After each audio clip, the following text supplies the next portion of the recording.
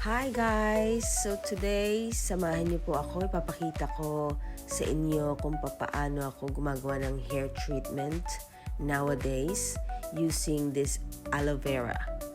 Ito pong aloe vera na to, fresh po ito, binibili ko sa Safeway. I think it's $5 to $6 each. Ayan, kalahati na lang siya kasi nagamit ko na yung kalahati last time. So, pag bumibili ako, pa isa-isa lang, minsan dalawa. Tapos I make sure na ginagamit ko na talaga kasi para hindi matuyo. And then bago gamitin, hugasan ko muna yan. Kailangan nyo pong hugasan at saka tanggalin yung mga gilid kasi pag hindi, makati po siya sa balat. Makati siya pag tumama siya sa mukha mo, makati siya sa kamay. Hindi sa palad basta na-touch yung skin mo, makati.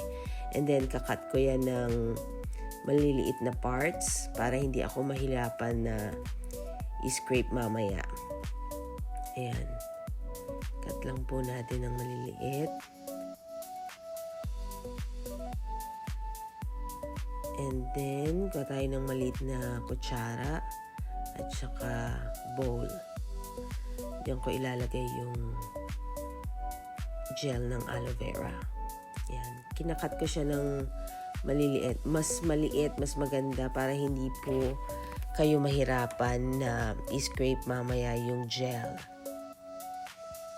Kasi pag malalaki yung cut mo, mahirap siyang i-scrape. Ayan, mas mabilis pagka maliliit. Ayan, maganda po ito sa buhok.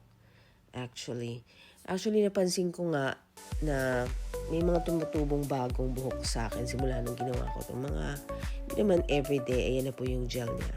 Hindi ko naman ito ginagawa everyday kasi hindi ko winawash yung hair ko everyday. So, regularly. Ayan, and then i-blend na po natin ito. Kung mapapansin nyo, may malaki na akong blender dyan. Bumili ako ng mas maliit na blender para mas puro po yung pagbe-blend. Kasi pag malaki yung blender na gamit ko, may mga naiiwan pang buo-buo. Kaya bumili ako ng mas maliit na blender. Mas effect pag maliit yung blender po. Ayan. So, i-blend ko yan and then sasamahan ko siya ng rosemary oil. Konting patak lang ng rosemary oil. Mga 3 to 5 na patak sa ganitong dami ng aloe vera. Yan. Actually, hindi ko ito mauubos lahat ng isang lagayan lang. Pwede ko siya maubos kung hanggang dulo ng buhok ko kasi mahaba yung buhok ko. Hanggang dulo ng buhok ko lalagyan ko. Kaya lang, hindi ko na nilalagyan yung hanggang dulo. Before nilalagyan ko, ngayon hindi na. Ang nilalagyan ko na lang yung scalp, yung anit natin, para yung ibang ginawa ko, magagamit ko pa siya sa next time. Kasi dati isang gawa, isang gamit lang eh. So, wala rin ako masyadong time na mag-blend at saka pumunta ng Safeway para bumili ng fresh aloe vera.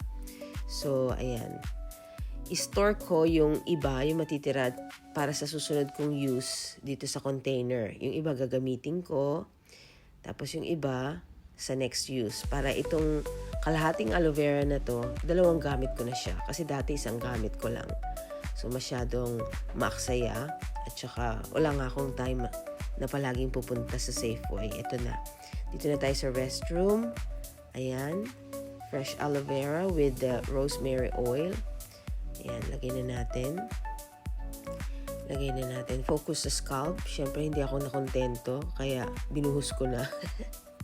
At natapon. Sayang yung natapon. Ayan.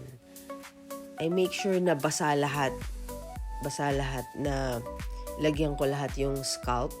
Kahit hindi na yung dulo ng buhok. Minsan, yung dulo ng buhok, nilalagyan ko siya ng oil. Nilalagyan ko siya ng coconut oil or any oil na available ako. Castor oil. Yan. Yung pinakadulo na ng buhok para pagka natuyo, malambot pa rin siya. Ayan. I think na-distribute ko na siya evenly. Ayan. Ubusin na natin para hindi sayang. And then, stay ko lang yan dyan. Talian ko lang yung buhok ko. Stay ko lang yan ng minimum of 30 minutes up to 1 hour bago ako magsha-shower. Ito na yung para sa susunod na gamit ko. Store ko lang siya sa fridge. Kahit ilang araw yan dyan, hindi yan nasisira. Basta nasa fridge lang siya. Okay, so nakapaligo na po ako. And ayan na siya. Hindi po ako nagbo-blower. Air dry lang po yung buhok ko. Hinahayaan ko lang siyang matuyo. And then, pag gusto kong straight yung buhok ko, nagpa-plancha ako, pinaplancha ko. Ayan, mas maganda siya. Actually, madulas po yung hair after mo i-aloe vera with rosemary oil at saka bouncy. Maganda po ang aloe vera.